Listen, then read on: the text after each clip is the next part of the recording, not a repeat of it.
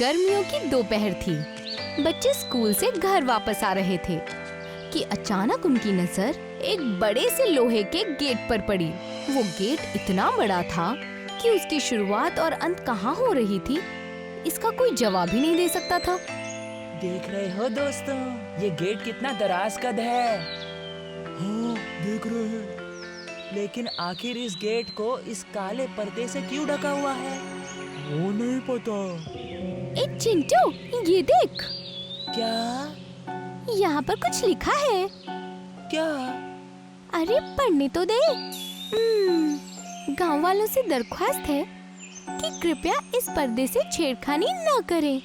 कहा जाता है कि सालों पहले इस गांव में राजा को एक डांसर से प्यार हो गया था। राजा और डांसर के शादी से बड़े-बड़े पंडितों को दिक्कत थी, इसीलिए उन्होंने उस डांसर को साजिश से मार डाला।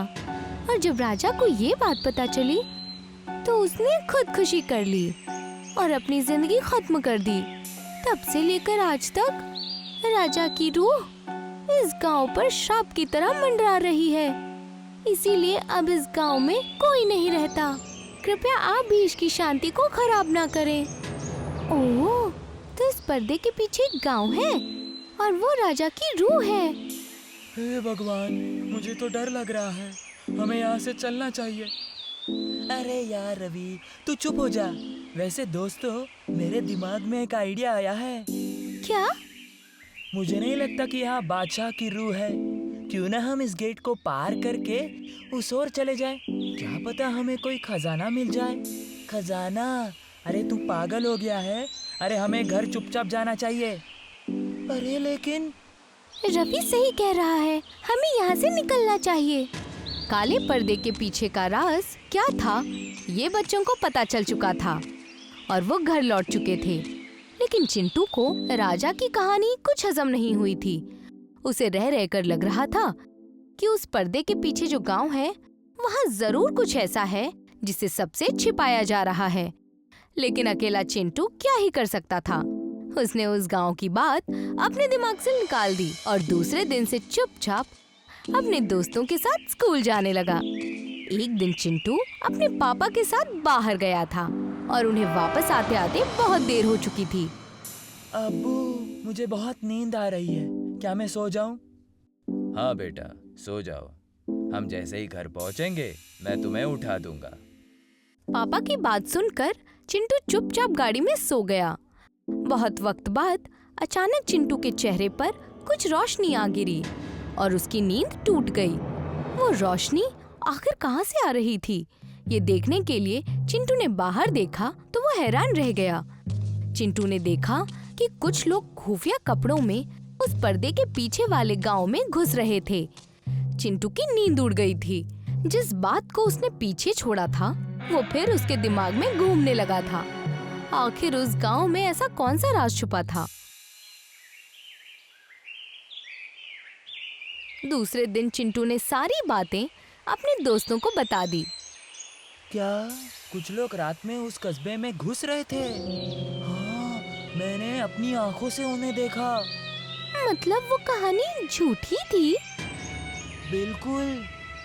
लेकिन आखिर ये झूठी कहानी क्यों फैलाई होगी, वही तो पता लगाना है। चिंटू ने तय कर लिया था कि वो पर्दे के पीछे वाले गांव का सच सबके सामने लाकर रहेगा। उसने एक तरकीब निकाली जिसमें उसने गांव के सरपंच जी को शामिल कर लिया था। ठीक है बच्चों, मैं तुम्हारे साथ हूँ। किसी को ऐसी झूठी कहानी बताकर फंसाना अच्छी बात नहीं। इसलिए इसके पीछे जो कोई भी है उसे सबके सामने लाने के लिए मैं तुम्हारी मदद जरूर करूँगा। सरपंच जी का साथ पाकर बच्चे बेहद खुश थे और उन्होंने अपने प्लान पर काम करना शुरू कर दिया था।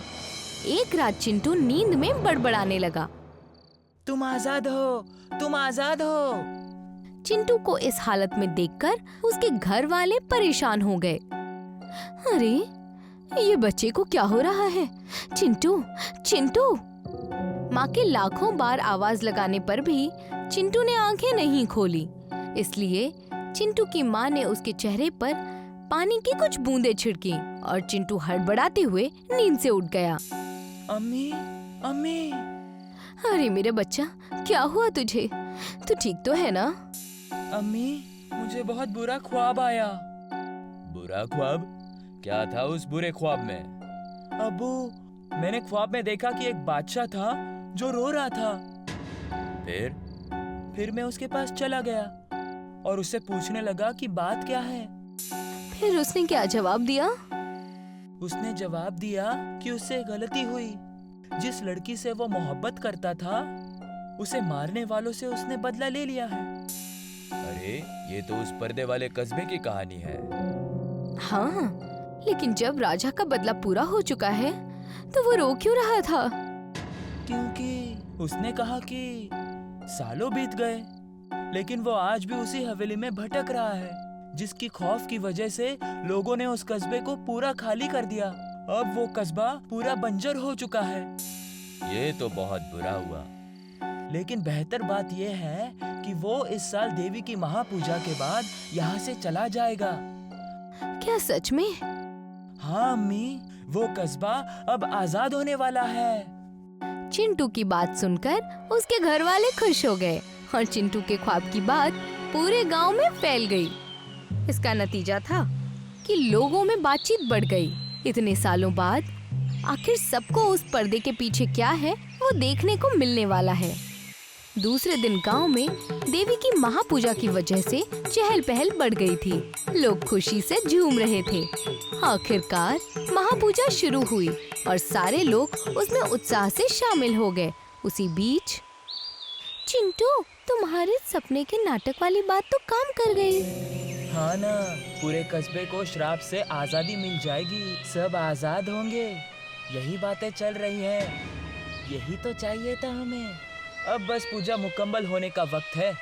फिर इस सब के पीछे कौन है, ये सब सामने आ जाएगा। चिंटू और उसके दोस्त यकीन से भरे थे। तभी महापूजा खत्म हुई। ऐसी घोषणा कर दी गई। पूजा के बाद सब अपने अपने घर चले गए और शांति से सो गए। लेकिन बीच रात चिंटू, किरण और रवि चुपचाप उस पर्दे के गेट के यहाँ चले गए। वहाँ जाने के बाद उन्हें एहसास हुआ कि वहाँ कोई नहीं है। वो मायूस हो गए थे। अरे चिंटू, यहाँ तो कोई नहीं है। अरे हाँ। तभी उन्हें कुछ हलचल महसूस हुई। वो तीनों सतर्क हो गए। तभी वहाँ पर सरपंच जी आ गए। बच्चों, कुछ पता चला? हाँ, शायद वो लोग अंदर ही हैं। हमने अभी कुछ आवाजें सुनी। ठीक है, मैंने भी पुलिस को बता दिया है। पुलिस किसी भी वक्त यहाँ आती ही होगी। बच्चे और सरपंच उस गेट के बाहर डट कर खड़े थे। तभी वहाँ पुलिस भी आ गई और उन्होंने उस पूरे गेट को घेर लिया था। लेकिन बहुत वक्त के बावजूद कोई बाहर नहीं आया। सब मायूस हो गए। आखिरकार सबने मिलकर चले जाने की बात की कि तभी उस गेट पर हलचल हुई। कोई गेट की कड़ी खोलकर बाहर आ रहा था। सबकी सांसें धीमी होने लगी और धड़कनें तेज हो गईं। आखिरकार जिस बात का इंतजार था वही हुआ। उस गेट के बाहर दो लफंगे बड़ी बड़ी पोटलियां लेकर बाहर आ गए। अरे ये क्या? फंस गए। यहाँ से भागने के बारे में सोचना भी मत। पुलिस ने तुम्हें चारों ओर से घेर लिया है। आखिर वो दो चोर पकड़े ही गए। पुलिस को उनकी पोटलियों से ढेर सारा सोना और चांदी के सिक्के मिले। ये सब देखकर पुलिस के होश उड़ गए। उन्होंने उन चोरों से पूछताछ की तो ये बात पता चली, दरअसल हम चोर नहीं हैं, हम इस खजाने के रखवाले हैं। बादशाह के जाने के बाद हमारे खानदान पर उस खजाने की रक्षा करने की जिम्मेदारी आ गई थी। लेकिन इतने सालों बाद अगर किसी को इस खजाने के बारे में पता चलता तो ये खजाना सरकार ले लेती और हमें कुछ नहीं मिलता। इसलिए इतने सालों से चली आई अफवाह को हमने बरकरार रखा ताकि इस खजाने को हम हमारे फायदे के लिए इस्तेमाल कर सके। हमें माफ कर दीजिए, हमें माफ कर दीजिए। माफ करूं? तुम्हें पता भी है कि तुमने क्या किया है। लोगों को अपने लालच के लिए तुमने फंसाया है। तुम्हें इसकी सजा जरूर मिलेगी। आखिर पुलिस की मदद से सच सबके सामने आ गया और साथ ही पूरे गांव की तरफ से चिंटू, रवि और किरण को सम्मानित भी किया गया।